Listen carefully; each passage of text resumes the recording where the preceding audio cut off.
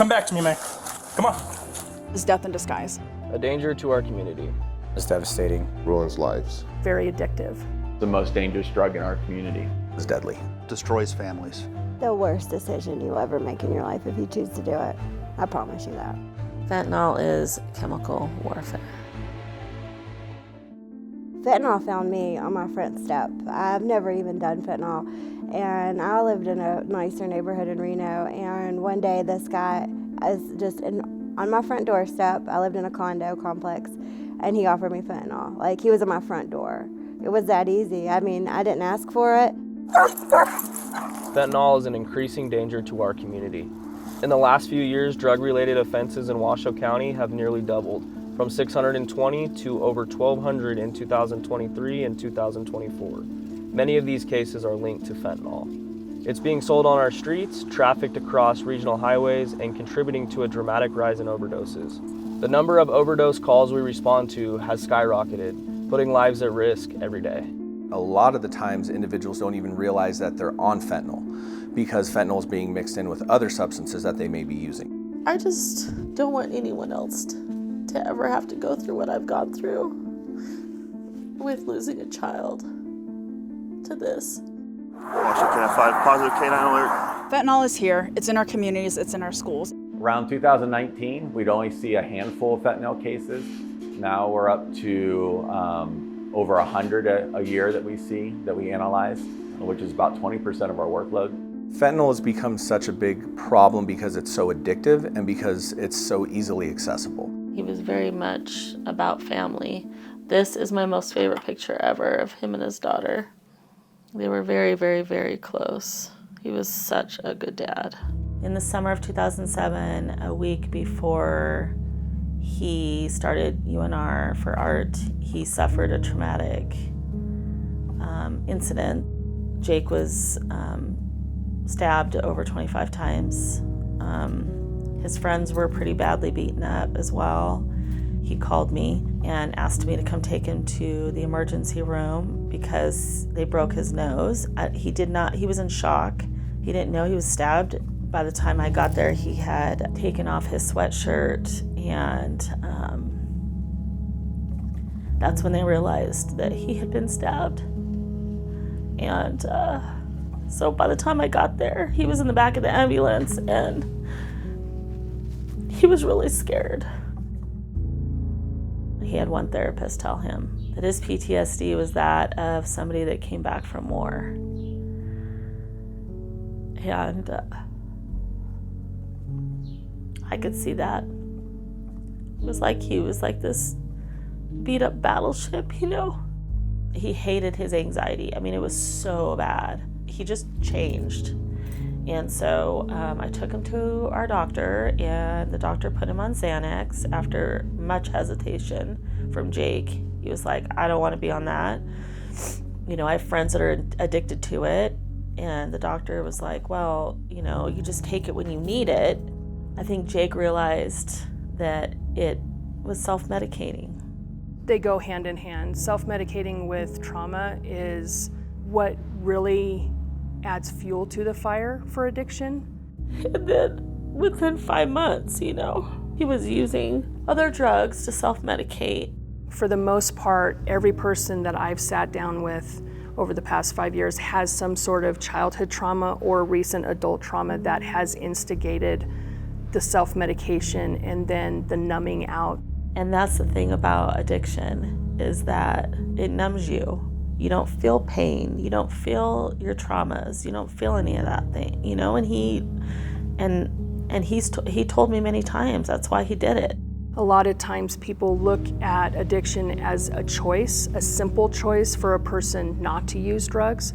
Unfortunately, addiction doesn't work that black and white. My substance abuse evolved from just getting prescribed, you know, painkillers. And I was, 20 years old at the time. I didn't know. I was in college. I didn't know that, these are going to ruin your life. It happened so fast before I could grasp what was going on, and I became an addict quickly. And before I could have any control over my addiction, my life had spun out of control. My son was so mad that he was an addict. He hated it. He would cry to me and say, "Why me? Why me?" You know, it's not like he woke up one morning and chose to be an addict, you know? It is very pervasive throughout a person's life. It can take over their reasoning, the way that they think, and control how they behave and what they do, depending on what they're addicted to. I was powerless over my addiction. Unfortunately, relapse is part of the process in addiction treatment. And then he had to start all over with the methadone clinic, and he had a lot of guilt. And he beat himself up a lot, and he felt very guilty, and he felt horrible about it. And I would tell him, you know, relapse is part of recovery, Jake. It's part of recovery. Don't beat yourself up. When you recognize what your triggers are, what bothers you, or why you used, you can learn from that mistake. You know, it's different to go from using all day, every day, to maybe having to slip up once, you know, in a year or two. I mean, you have to learn from your mistakes and be easy on yourself, because this road is not easy. The rise of fentanyl within our community has had a direct effect within the walls of our detention facility. As overdoses skyrocketed in our community, we saw that same increase within the detention facility. The fact that such a small amount of fentanyl can have the desired effect for a person means that a smaller amount needs to be smuggled into the facility. I heard a medical emergency called over the radio, so I responded to a nearby housing unit. You never know what you're gonna walk into. You know, you only hear maybe 2-3 words that come out of that unit. We decided that it was a possible overdose. Got Narcan. So my partner, Deputy Chiz, administered the first dose of Narcan, and we waited 2 or 3 minutes and we didn't see any changes. So I administered a second dose of Narcan. And that's when we saw seeing positive signs of him coming back to us and making contact with us. His face has changed color, and we knew that he was starting to get well.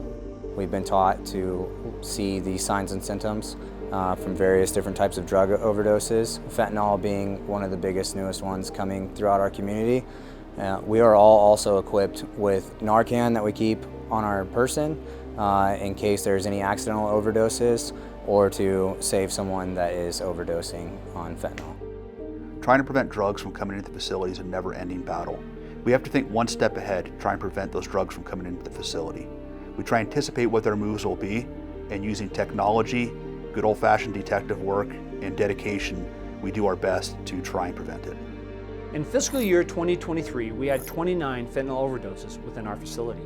In fiscal year 2024, we were able to reduce that number to 23 overdoses, in large part due to the issuance of Narcan to all of our staff members and the experience at responding to those emergencies.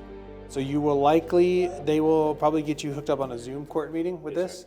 Just understand that you have this court date and communicate with that to Vitality when you get there, okay? The role of the Detention Services Unit is to provide programming or resources, or to connect individuals to programming and resources in the community, both for court-ordered and non-court-ordered individuals who happen to be incarcerated at the Washoe County Jail.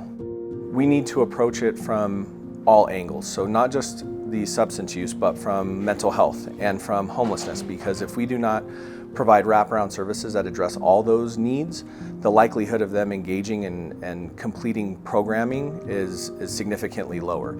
So we want to make sure that we not only provide resources for substance use, but we want to look at housing resources, and we want to look at mental health resources, because very seldom in our population, especially the ones that end up in our facility, do we have one of those without the other. Usually individuals that have substance use also have underlying mental health or are experiencing homelessness at the same time. At the beginning of my career, when somebody was released, we'd give them a bus ticket and we'd hope they would connect once they walked out our doors with resources. And through our experience, we found that was not the case. What DSU has done is they've ensured and filled that gap where somebody, when they're released from our facility, they transport them now and connect them with those resources in our community. And what we've seen is recidivism has gone down and success has grown exponentially within our community. You guys excited to get out of here? All gonna be successful, right? Yeah, there we go. One way we're helping those dealing with substance abuse issues be successful is through our MAP program. Good to see you again. How's your week been? It's been good. Good. It's been... You went to court, right? did. How did that go? It went well. Medication-assisted treatment, or MAT, is an evidence-based program for opiate use disorder. It combines medication with behavioral therapy so that it's a holistic approach for addiction. There are only 11 opioid treatment programs in the state of Nevada, and we are the only jail-based opioid treatment program. In fact, there are very few jail-based opioid treatment programs across the country. Fentanyl is one of the substances that we have seen increase significantly over the years. So we are trying to provide services and resources specifically to target individuals that are experiencing that addiction. It's important to have this program because the population that comes in have very little resources to treatment. And once they're in custody, we can get them off of the illicit drug use, which clears up their mind a little bit and gets them stable so that they can work on why they use, not continuing to go in and out in the revolving doorway. After they cut you off, you get so sick and you have cravings for these drugs that you did not even know. This monster comes out of the closet that you didn't even know existed and takes over your life. MAT medication is crucial for people in recovery or people detoxing from fentanyl. It can be dangerous, and without the right medication and supervision, it can be fatal. The other part of MAT is not just starting people on a MAT process here in the jail, but also if they've already been started on a MAT program within the community. So they've already been receiving those medications. We don't want to stop that treatment and stop those medications just because they happen to be in our facility and incarcerated. For the participants that I meet with, it's usually their first time sitting down one-on-one with a counselor who supports them and takes them at face value. The response to that is overwhelmingly positive. They feel supported, they get a breath of positivity, and they find that strength to keep going. Just holding my son again is going to be worth every second of this nightmare. I'm so excited. When we first started the program in September of 2019, we had 3 participants in our program. Today we are at 36. It has grown significantly over the past 5 years. The success of our MAT program is measured by recidivism. Over the past 5 years, we've shown a great reduction in recidivism for those individuals that have been in our MAT program. Of the 716 participants in the first 5 years, only 208, or 29%, recidivated within the first year of leaving our facility. The MAT program, since I have been in this jail, has definitely saved my life. I was in a mess when I came in, and over the past 4 months, I have turned into something I'm proud of. Continuity of care is critical to a MAT patient's success as it reduces occurrences of relapse, but most importantly, decreases fatalities. Our team has been focused on working with partners to ensure the MAT program is available to inmates entering or exiting our facility on treatment, whether going to a community program or the prison system. We hope accessibility for the MAT program and services continues to expand throughout our community to ensure those experiencing substance abuse have the services they need, ideally before it's too late or they enter the criminal justice system. I've had to Narcan like 15 people, and that's really powerful, saying that somebody who just takes a hit of fentanyl, you look over and they're blue. I mean, that's tragic, it's traumatic, it's sad, but they didn't think their drugs were laced, and they had no idea. The day he died, is still very traumatic to me because it was on my birthday. And I'll never forget that phone call as long as I live. He took a Valium that he got from somewhere. Someone gave it to him, or he bought it from somebody. He had a Valium and 2.7 milligrams of fentanyl in his system. So that pill that he took was the lethal dose. A significant number of the counterfeit pills that we would see have potentially lethal amounts of fentanyl in them, and people aren't even realizing that. Fake tablets, clandestine tablets, were fairly easy for a trained eye and analysts like us to recognize. Since the mass production of fentanyl tablets, the quality has improved to the point that we can't tell right from a quick look that a tablet is fake, to the point that we assume all tablets are fake until we can confirm that otherwise. Everything you buy on the street is dangerous.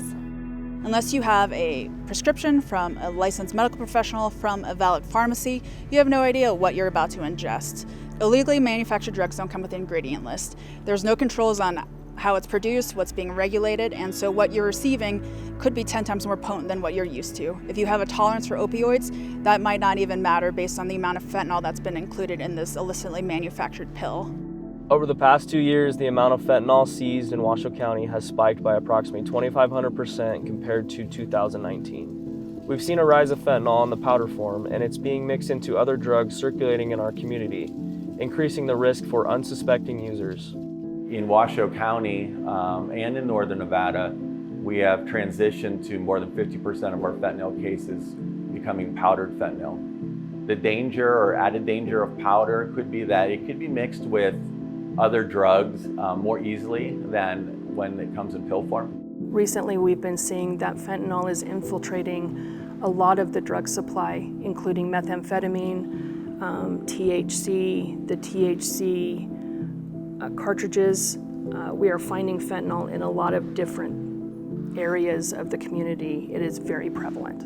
Washoe County has taken cases of fentanyl being distributed to our students and in our schools, and students are overdosing. This is a pivotal age for us to reach these high school students and bring awareness to them so they can make informed decisions to keep themselves safe. We know fentanyl is in our community, and it's often disguised in illegal pills. It's imperative that we raise the awareness with our families and our community on the dangers and often lethal consequences. It is so important to have these conversations and have them be open and productive rather than having your student hide away and try to keep these things a secret when they might need help. The reality is that your teen may experiment with illicitly manufactured fentanyl. It could be their first time, it could be their 10th time, but this experimentation might cost them their life. 911, what's the address of the emergency? Do you think they're overdosing on fentanyl? Is that correct? Now we're in a whole new ball game. Now we have fentanyl. So it's not just about, oh, you're going to get addicted to drugs, drugs are bad, blah, blah, blah. Now it's basically you're playing Russian roulette with your life. The reality of an overdose does not discriminate.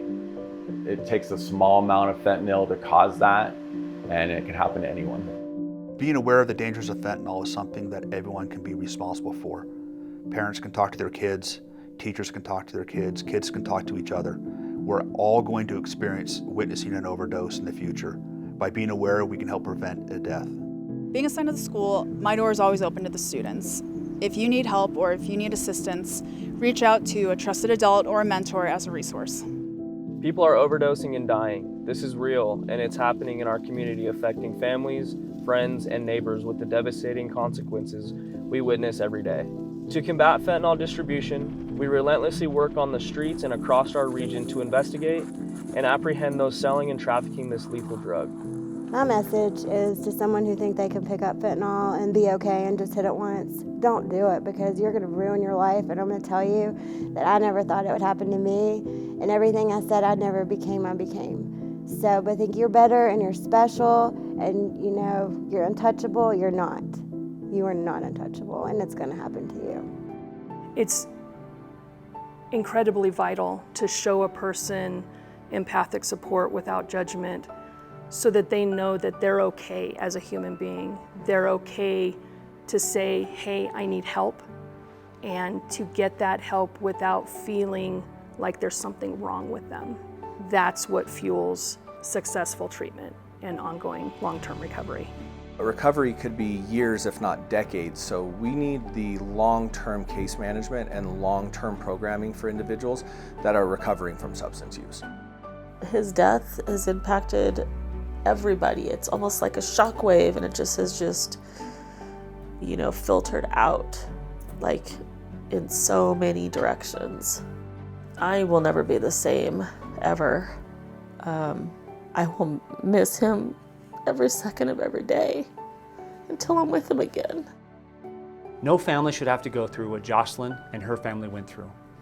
I want to thank Jocelyn for sharing Jake's story and Jill B. for sharing hers. Thank you to the dedicated and passionate Sheriff's Office members, first responders, and community partners who are working the front line of this epidemic in saving lives and keeping our community safe. We need to work together in the fight against fentanyl in our community. If you or a loved one has a substance abuse issue, please don't wait. reach out and ask for help now. We have resources in our community, and we stand with you in this fight.